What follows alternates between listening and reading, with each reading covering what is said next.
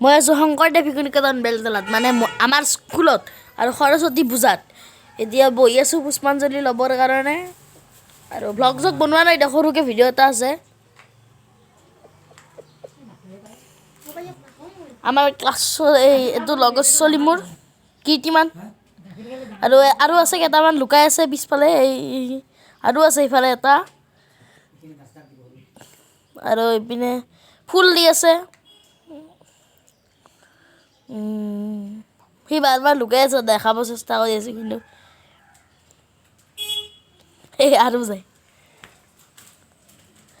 আপোনালোকেও কিজানি সৰস্বতী পূজাত গৈছে আৰু